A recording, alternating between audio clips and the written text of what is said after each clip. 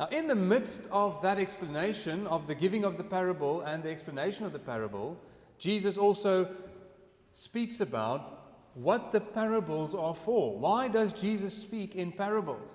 Something that we see immediately when we read the parables is that they are not by themselves immediately clear as to what they mean. They need explanation.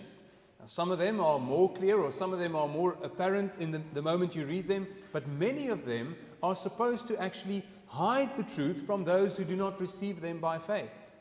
The parables in themselves reveal what the Word of God does. The Word of God comes to man. In fact, it is proclaimed widely all over the world so that all men hear the Word of God outwardly. But then the question is, do they receive it inwardly by faith, by the work of the Spirit in them? Now, in that section, Jesus says that many people will hear this gospel message. They will hear the gospel proclaimed. They will hear the Word of God, but they will respond by unbelief, perhaps even by overt rejection of the Word. And Jesus says that is fine, that is normal, that is how we should expect it to be. Remember, he's comforting his disciples. He's saying, you will go out preaching the gospel in the same way that I do, and people will respond to you in the same way that they have responded to me, which means at least some of them will even turn and persecute you.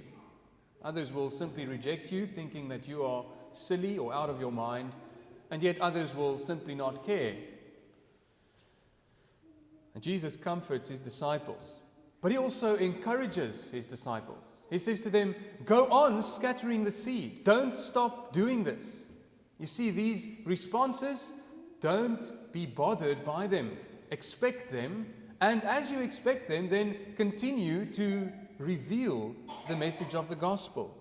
That's the point that he is making here.